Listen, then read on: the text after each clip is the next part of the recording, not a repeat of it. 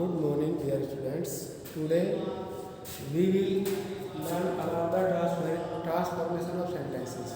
Transformation of sentences का मतलब है how we can change one sentence into another form without changing its meaning.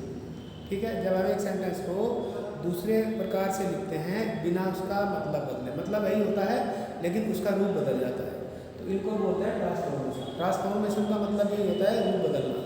जब हम एक वाक्य को दूसरे वे में लिखते हैं लेकिन उसका मतलब वही होता है जो पहले सेंटेंस का है, तो उसको बोलते हैं transformation. Transformation of a sentence हम कई प्रकार से कर सकते हैं, जैसे use and removal of adverb too. Adverb too को हम यूज करके या उसको रिमूव करके भी हम इसको ट्रांसफॉर्मेशन वाक्य कर सकते हैं. सुन लो पहले 8-9 मेथड है कैसे हम इसको कर सकते हैं. 8-9 रूल्स हैं, उसके अनुसार हम ट्रांसफॉर्मेशन कर सकते हैं, एक वाक्य को दूसरे रूप में बदल सकते हैं. Interchange of degree of comparison. Degree का कंपैरिजन करके भी हम एक वाक्य को दूसरे रूप में लिख सकते हैं बिना अर्थ बदले. इसके बाद interchange of active and passive voice. Active voice से पैसिव वॉइस बना के भी हम ट्रांसफॉर्मेशन करते हैं. इसके बाद interchange of assertive sentences into interrogative sentence और वाइस वर्सा. इंटरोगेटिव सेंटेंस को या असर्टिव सेंटेंस को इंटरोगेटिव में बदल देते हैं या इंटरोगेटिव को असर्टिव में बदल देते हैं, उसके द्वारा भी ट्रांसफॉर्मेशन होता है. नेक्स्ट आता है अफर्मेटिव सेंटेंस को नेगेटिव सेंटेंस में बदलना. एक अफर्मेटिव दिया उसको नेगेटिव कर दो, नेगेटिव दिया उसको पॉजिटिव कर दो. अफर्मेटिव का मतलब पॉजिटिव सेंटेंस. इसके बाद नेक्स्ट आता है exclamatory sentence and assertive sentence. इन दोनों को भी हम कर सकते हैं. एक्सक्लेमेटरी सेंटेंस दिया है उसको असर्टिव सेंटेंस में बदल सकते हैं और असर्टिव सेंटेंस को एक्सक्लेमेटरी सेंटेंस में बदल सकते हैं. नेक्स्ट आता है interchange of one parts of speech for another. ठीक है, एक पार्ट्स ऑफ स्पीच दिया, एक वर्ब दी, उसको हम एडवर्ब में बदल सकते हैं या उसको एडजेक्टिव में बदल सकते हैं. ठीक है, ऐसे भी हम बना सकते हैं, ट्रांसफॉर्मेशन कर सकते हैं. उसके बाद आता है conversion of simple sentences into compound sentences, conversion of simple sentences into complex sentences and conversion of compound sentences into complex sentences. तो ये आपके 8-9 प्रकार हैं. आज हम 2 बताएंगे आपको कैसे हम एडवर्ब टू को रिमूव करके या उसको ऐड करके ट्रांसफॉर्मेशन करते हैं. और दूसरा हम बताएंगे interchange of degree of comparison. ठीक है, जब चीज़ों में कंपैरिजन होता है उसमें भी कैसे हम इसको चेंज कर सकते हैं. तो इसके बाद दूसरा मैं ये बात करना चाह रहा हूँ, ग्रामर में आपके 4 टॉपिक होते हैं. एक हमने पढ़ा दिया डायरेक्ट एंड इनडायरेक्ट स्पीच या नरेशन, दोनों की बात है. दूसरा आज हम पढ़ा रहे हैं ट्रांसफॉर्मेशन ऑफ सेंटेंसेस. तीसरा है सिंथेसिस और चौथा है सिंटैक्स. तो ये 4 आपके मेन हेडिंग होते हैं ग्रामर में, हर एक 2 नंबर का आता है. तो ये अभी दूसरा टॉपिक हम शुरू कर रहे हैं ट्रांसफॉर्मेशन ऑफ सेंटेंसेस. इसमें ये बताएंगे धीरे धीरे करके, आपको बहुत ईजी है. जैसे डायरेक्ट इनडायरेक्ट आपने 10वीं में पढ़ा था, अभी भी पढ़ रहे हो, थोड़ा बहुत चेंजेज आया है, बाकी है सेम वही. रूल आपको याद रखने की ज़रूरत है, प्रैक्टिस की ज़रूरत है. ग्रामर जब आती है केवल प्रैक्टिस से आती है. आप देखोगे बहुत सारी चीज़ें हैं जब हम प्रैक्टिस करते हैं सेंटेंस, नए सेंटेंस को याद है अलग से, तो वो क्लियर नहीं होता. क्यों? क्योंकि हमारी प्रैक्टिस नहीं होती. लेकिन जब हम प्रैक्टिस करते हैं बहुत सारे सेंटेंस हम देखते हैं तो कोई प्रॉब्लम नहीं आती. तो इसलिए आपको प्रैक्टिस करनी है, बहुत सारे सेंटेंस का प्रयोग करना है और बाद में आप देखेंगे कि ये चीज़ आपके लिए बहुत ईजी हो गई. देखो बच्चों, अब पहला टॉपिक लेते हैं रिमूव और ऐड एडवर्ब टू. ठीक है, एक सेंटेंस में हम एडवर्ब को कैसे रिमूव करेंगे, इसके कुछ नियम हैं, 2-3 नियम हैं. कैसे है? पहला नियम ये है, ये कॉमन है सबके लिए. ऐसे आप लोग जब एडवर्ब टू को हटाते हैं तो उसके स्थान पर सो का प्रयोग करते हैं. ठीक है, उसके बाद दैट और उसके बाद में कैन नॉट या विल नॉट या कुड नॉट या वुड नॉट का प्रयोग करते हैं. ठीक है, ये कॉमन है सबके लिए. अगर वाक्य प्रेजेंट टेंस में है तो कैन नॉट या विल नॉट का प्रयोग होगा. अगर वाक्य पास्ट टेंस में है तो कुड नॉट या वुड नॉट का प्रयोग होगा. अब देखो कैसे बनाएंगे. He is too weak to walk. He is too weak to walk. ये टू का कंस्ट्रक्शन होता है. He is too weak to walk. ये एडवर्ब टू है. ठीक है, इसके बाद ये एडजेक्टिव है दोनों, walk और ये. ठीक है, तो करते क्या है, ये जो टू है एडवर्ब, इसके स्थान पे हम क्या लिख लेते हैं, सो. उसके बाद जो एडजेक्टिव है उसको ऐसे लिख लेते हैं.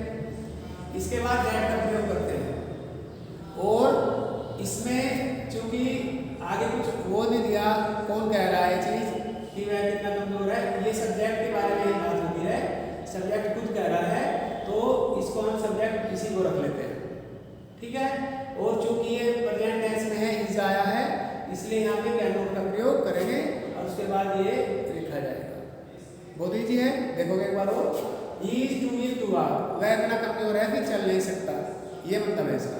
तो कैसे बनाएंगे, ही इज, टू के स्थान पर सो, वी के स्थान पर वीक सेम रहेगा, इसके बाद दैट लगा देंगे और दैट के बाद ये सब्जेक्ट आ जाएगा ही, और चूंकि ये प्रेजेंट टेंस में है तो यहाँ कैन नॉट का प्रयोग होगा और उसके बाद ये वर्ड आ जाएगा, ये एडजेक्टिव आ जाएगा। समझ में आया? तो ऐसे बनाते हैं, ऐसे हम रिमूव करते हैं एडवर्ब टू को। दूसरा एक और स्लाइडली चेंज हो जाएगा सेंटेंस, कैसे होगा, अगर वाक्य में फॉर बी फॉर देम पूरा सब प्रयोग हो तो ऐसे वाक्यों में दैट लगाने के बाद उनके स्थान पर, फॉर बी के स्थान पर आई लिख देते हैं, दैट के बाद फॉर देम के है अगर तो दे का प्रयोग करेंगे, फॉर अस है तो वी का प्रयोग करेंगे। जैसे वाक्य देखो कैसे है, tea is too hot for me to drink.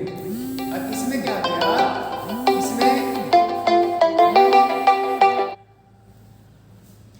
इसमें ये हुआ कि इसमें जैसे यहाँ पे था is too we too hot, the tea is too hot to drink, इसके बीच में क्या आया, फॉर मी आया, यानी कि मेरे लिए।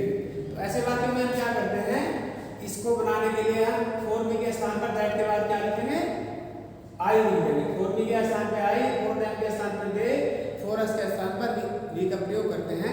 देखो कैसे, टी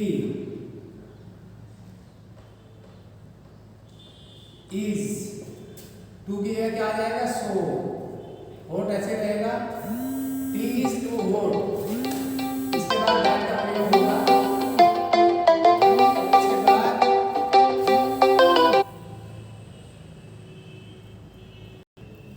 ठीक है, tea is too hot, too की जगह सो आ गया, हॉट आ गया, इसके बाद दैट का प्रयोग करा। अब चूंकि सेंटेंस में एक ऐड हुआ है फॉर मी, फॉर मी के स्थान पर क्या लिखेंगे, आई, और चूंकि हमारा ये प्रेजेंट टेंस है, इज आया है, इसलिए हम क्या प्रयोग करेंगे, कैन नॉट। तो T is so hot that I can not drink it, ठीक है। अब नेक्स्ट देखो, कभी कभी वाक्य ऐसे बनता है, यदि वाक्य में इट का प्रयोग हो या इससे प्रारंभ हो तो ऐसे वाक्यों में दैट के बाद वन या वी का प्रयोग करते हैं। कैसे, it is never too late to mend it, कैसे बनाएंगे, it is never too, T double O too है तो यहाँ क्या करते हैं, so, it is never so late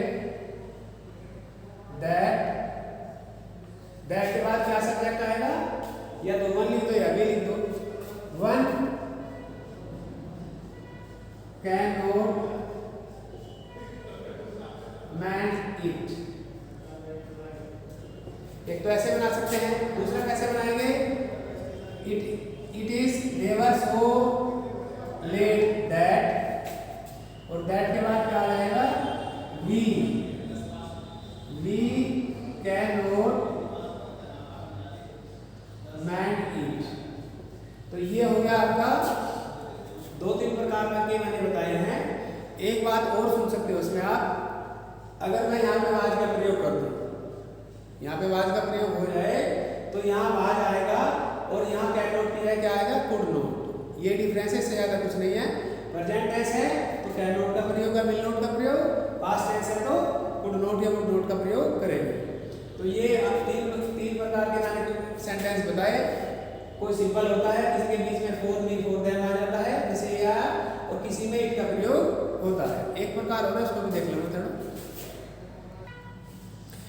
देखो बच्चों आगे क्या है, एक नियम ये भी है, अगर वाक्य की कंस्ट्रक्शन ऐसे है कि टू के बाद टू प्लस वर्ब नहीं है, इन्फिनेटिव नहीं है, adverb two plus adjective plus two plus verb के बाद कोई, मतलब एडवर्ब के बाद कोई इन्फिनेटिव नहीं है, टू प्लस वर्ब नहीं है, तो ऐसे वाक्यों में हम एडवर्ब टू के स्थान पे क्या लिखते वाक्य में केवल एडवर्ब टू का प्रयोग है, उसके बाद टू प्लस वर्ब नहीं आया है, तो क्या करेंगे हम टू के स्थान पर वेरी TOO की बात कर रहा हूँ मैं, वेरी ओवर या एक्सट्रीमली का प्रयोग करते हैं। ठीक है, उसके बाद हम उस एडजेक्टिव को लिखेंगे। लेकिन अगर हमें इसका प्रयोग करना हो बियॉन्ड द प्रॉपर लिमिट, ठीक है, TOO के स्थान पर हम वेरी का प्रयोग कर सकते हैं, ओवर का कर सकते हैं, एक्सट्रीमली का कर सकते हैं और बियॉन्ड द प्रॉपर लिमिट का भी कर सकते हैं। लेकिन इसका प्रयोग करने का तरीका इससे अलग है। कैसे? जैसे हमने एक सेंटेंस लिखा था, class is too noisy, class is too noisy, इसको हम कैसे बनाएंगे? The class is very noisy. इसी को हम वेरी के स्थान पर क्या लिख सकते हैं? इसके स्थान पर हम लिख सकते हैं ओवर। क्या लिख सकते हैं? ओवर। और इसी के स्थान पर हम क्या लिख सकते हैं? एक्सट्रीमली।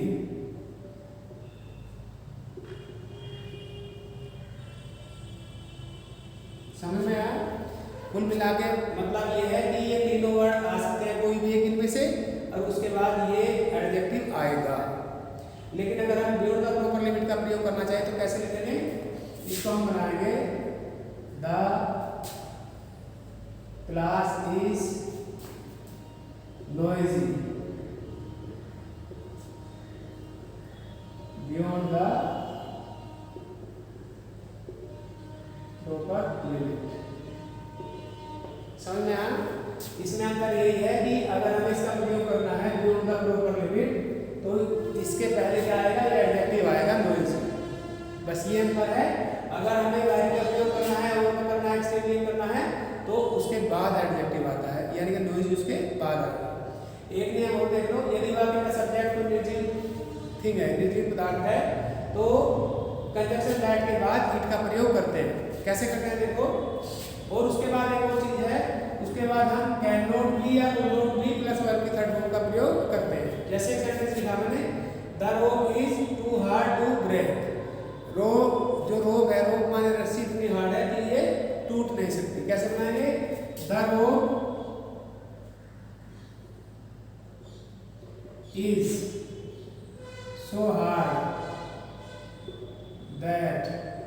अब सब्जेक्ट क्या लिखेंगे? चूंकि रोप है, निर्जीव वस्तु है, इसलिए यहां किसका प्रयोग करेंगे? इट का। It can not be broken. समझ में आ गया? तो ये आपको कुछ नियम थे कैसे हम एडवर्ब को रिमूव करते हैं। ठीक है, यस को ऐड करने का इसका रिवर्स हो जाता है। ठीक है, अगर सेंटेंस ऐसा आ जाए, the rope is so hard that it can not be broken, तो हम इसको कैसे बनाएंगे? द रोप इज, सो की जगह आ जाएगा टू हार्ड, उसके बाद टू ब्रेक। एक और देख लो, नीचे एक सेंटेंस है जिसमें हम विल का प्रयोग करते हैं। He is so too honest to accept a bribe. वह इतना ऑनेस्ट है कि ब्राइब को एक्सेप्ट नहीं करता। कैसे लिखेंगे? He is so honest that he will not accept a bribe. Bribe का मतलब होता है रिश्वत। वह इतना ईमानदार है कि वह रिश्वत एक्सेप्ट नहीं करेगा, स्वीकार नहीं करेगा। क्योंकि इसमें अगर हम कहेंगे कैन नॉट, तो वह नहीं करता, वो थोड़ा सा सेंस बदलता है। ठीक है, दोनों का मतलब यही है। तो कैन नॉट की जगह कई बार हम विल नॉट का प्रयोग करते हैं वाक्य के सेंस के हिसाब से। जैसे वह इतना ईमानदार है कि वह रिश्वत नहीं ले सकता, इसकी जगह हम क्या ज़्यादा बेटर रहेगा? वह इतना ईमानदार है कि वह